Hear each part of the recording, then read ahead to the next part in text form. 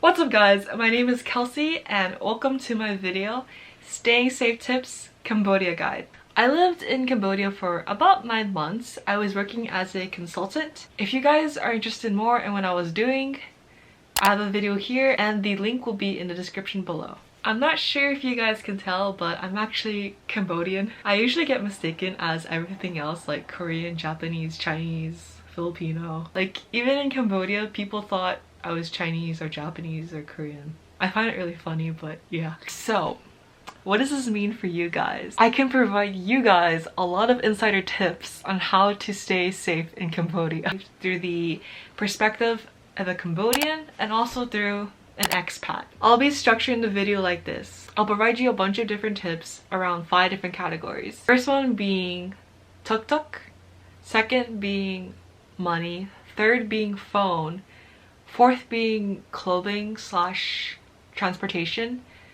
and then fifth being blackout. You're probably wondering like, what do you mean by blackout? Man, you'll see, man.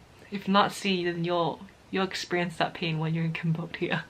Alright, so let's first talk about Tuk Tuk. There are 2 apps that are mainly used in Cambodia for Tuk Tuk, and you could either use Grab or PassApp. I personally prefer using Grab, and the reason why I like Grab so much is that you can see how much you're being charged for before you even call the Grab. Whereas PassApp, I believe they charge you based on how far you go. So say for example you wanted to go to the mall, but like I guess like the guy had to take some kind of detour, then you would be charged more. But regardless, I would still recommend that you download Grab and PassApp, and the reason being is that like, say for example you decide to go to the province in Cambodia, like say like Kampot. For some reason over there they only use PassApp. Like you would by default have no choice but to use PassApp. Or say for another situation, by chance Grab has like no tuk-tuks nearby you, so then you would use PassApp in hopes that like maybe there's a tuk-tuk driver nearby who is using PassApp. So for Grab, there are 2 ways that you can pay.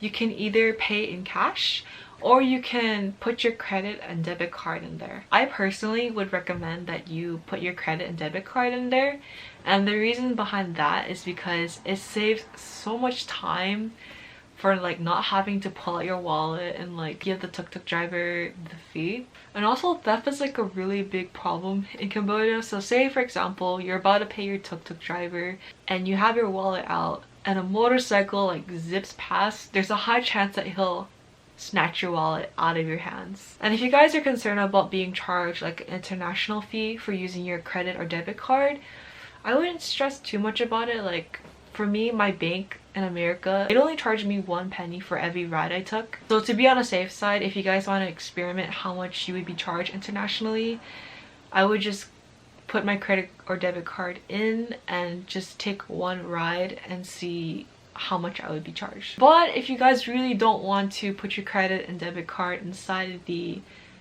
Grab app, what you can do is, because Grab allows you to see how much you're going to be charged up front, you can put that amount in your pocket so you can just like whip it out right away. Also, another benefit to why I prefer credit and debit is because sometimes you don't have like that perfect amount. Like say if, for example, the ride is like $2 and you only have like $5 in your pocket, there's a high chance that the tuk-tuk driver won't give you that $3 change.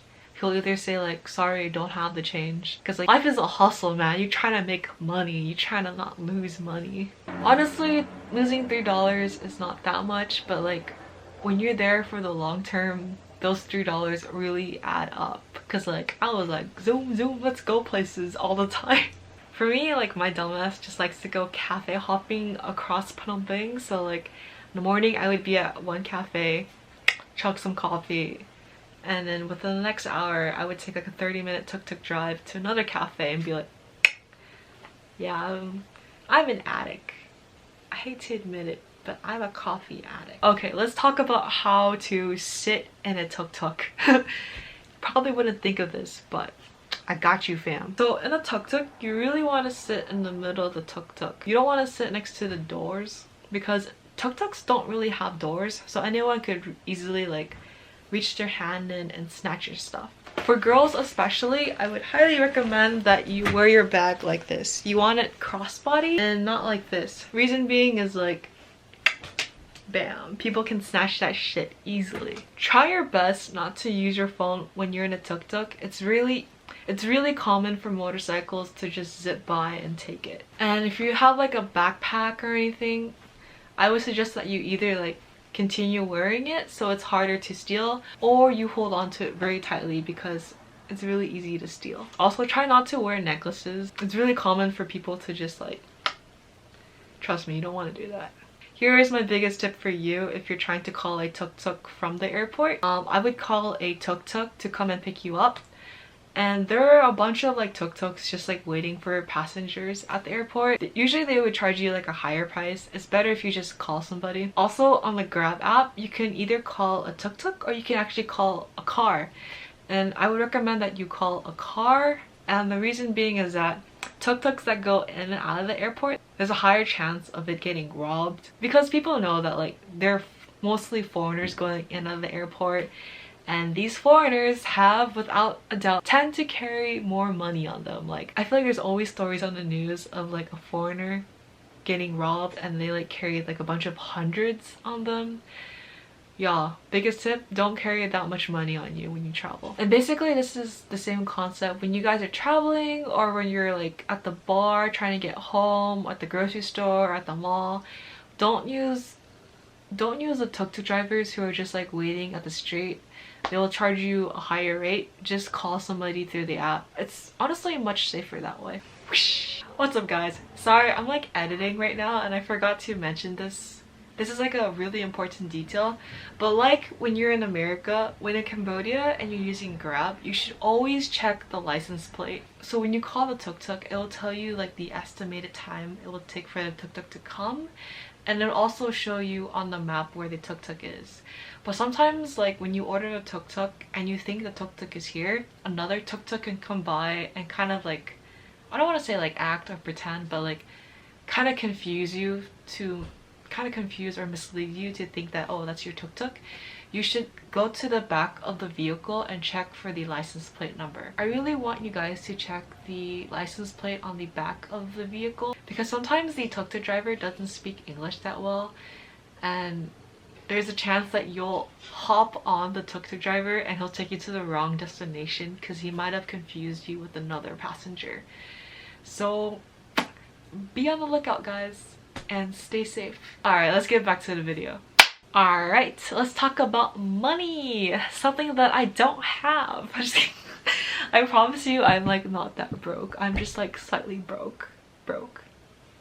Yeah, we don't gotta talk about that. So in Cambodia, for their currency, they actually use US dollars, which I find that honestly very interesting, but okay. So if you're coming from America to Cambodia, you can definitely just bring US dollars with you, but make sure there's no rips or any like drawings on it, because no one will take it in Cambodia. So say if you have like a $5 bill or a $100 bill and it has one little teeny rip on it, no one will take it. Like, believe me, like I didn't know that until I went to Cambodia and I went to the grocery store, tried to buy something with $20 and I had a little rip and they wouldn't take it, so I had to put my stuff back and it was so embarrassing. Oh my god, I wish I knew that before, but now you guys know it, so don't make the same mistake as me. Also, feel free to be picky with the cashier. Say if the cashier tries to give you like a $5 bill and there's like a little rip on it, you can stand your ground and be like, no. Ask them for a clean, untarnished $5 bill. Because say if you do accept that $5 bill, you will have a very difficult time trying to find someone who will take that $5 bill from you. So yeah, stand your ground guys. Be what's that word? I forgot. Yeah, do your thing. Alright, number 3, let's talk about phones. Hit me up guys. Regardless if you're here for the long term or for just travel, I would highly recommend that you buy your SIM card from the airport. Like as soon as you get out from the airport, there will be like a bunch of booths where you can buy your SIM card from. Cause like once you like leave the airport, it's super hard to find a place to buy SIM cards. Like I don't know why, like I personally had a hard time, so don't suffer like me guys. Be smart. The phone plan that I use was Cell Card, and trust me man, like I tried all of the other phone plans, because like I was always like traveling in and out of Cambodia, and I don't know why, but like I experimented with all of the other phone plans there, so like I constantly changed my number. I don't know why I did that. That was kind of stupid of me, but yeah, highly recommend Cell Card. And the reason behind that is, one, their data speed is really good, it's fast, and then number two is that it's easy to renew the phone plan, because the longest you can buy the phone plan for at the airport is 1 month, and then after that you have to renew your phone plan like every 2 weeks or 1 week. And in order to renew the phone plan, you would need like a Cambodian bank account to transfer money into your phone plan. So I would be like asking my my relatives or like my Cambodian friends to be like, yo, some Louis. I'll be like asking them for money. But with Cell Card, you can actually renew your phone plan online using an American bank account. So like that was a game changer for me, because like sometimes I felt really bad asking for money, even though like I would pay them in cash, but I just felt bad about it sometimes. I don't know why. And sometimes I wouldn't have any data and I would be like out and about and I couldn't call my Grab home, and I'll just be like, fuck. What can I say? I'm like an airhead. It's kind of bad. I can see why people worry about me sometimes, but yeah, I'm doing fine. I'm doing good, guys. So if you guys get Cell Card, you can renew your phone plan at this website. I would also highly recommend that you download the Cell Card app, because this will allow you to pick what phone plan you want, and each phone plan has like its own amount of like data and minutes that you can get. For me, I got the Osha, I don't know if I'm saying that right, Osha Exchange. It's like a $1 subscription and it lasts for 2 weeks, and $1 is like converted to $100 worth of data and minutes. And honestly, I could never like grasp how much gigabytes of data that was, because I always had access to Wi-Fi in my apartment and at work. So I approximately use like $30 of their imaginary data and minutes per like 2 weeks. Also, okay, don't forget this. Don't forget this, but I found out this the hard way. You should at least put like $1 or $2 in your account, because Cell Card will close your account if you don't have any money in it. And I was like, what? Yo, like I still have like time left in my subscription, like my 2-week subscription, and I still have data that I haven't used, but they closed my account because they consider it inactive if you don't have any money in it. So just be on the lookout for that. They kind of mean. I emailed the Cell Card representative about that, because I was like, yo, what? Oh, that doesn't make sense. I still have time left within my $1 subscription, because like, you know, my $1 was wasted. $1. Okay, let's talk about number 4, clothing / traveling. As I mentioned before, for girls, you really want to wear your bags like this, crossbody, and also if you can, I would get a bag that has like a more thicker strap than this, because I've heard of cases where people actually cut the strap and like snatch the bag that way. And then for guys, if you wear backpacks, never just carry it on one shoulder. Don't be dumb like that. People will snatch it from you. Also for girls, don't wear booty shorts or revealing clothing. Cambodian clothing is like pretty conservative. I learned that the hard way. Take it from me. If you guys know me, less is more, but in Cambodia, I was like, more is more. Also, when you guys travel about, say if you guys want to go to a temple or something, try not to wear stuff that's like tank tops or stuff like that. Sometimes temples won't let you in because it's disrespectful. Alright guys, let's talk about the last topic, blackouts. This is the most random topic, but this is something that has happened to me a lot because I lived here for a very long time. So in Cambodia, blackouts are pretty common. Like suddenly at night the lights will just go poof. We'll be like, bye, like you didn't pay your electricity bills or something.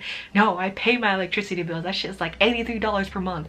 But okay, I've had like a lot of incidents where like I'm just like showering at night, like, you know, because like I shower, I swear, even though my water bill would be like $2, I shower.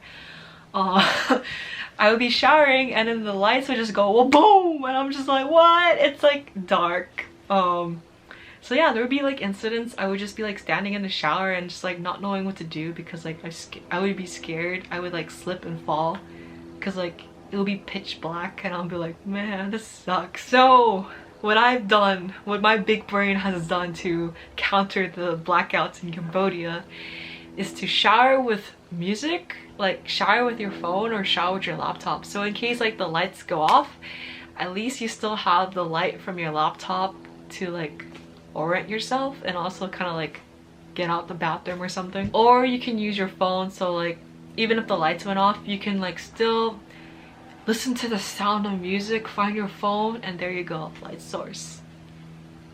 Learn that from experience, man. You won't get that anywhere else, man.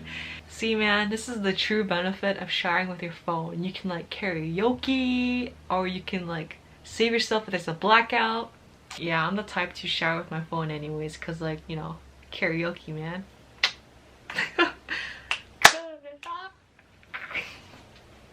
Yeah, okay, I'll stop. Alright guys, thanks for watching, and if you guys are interested, I have a bunch of different videos about Cambodia right here. And if you guys can, please hit that like button and subscribe. Alright, peace.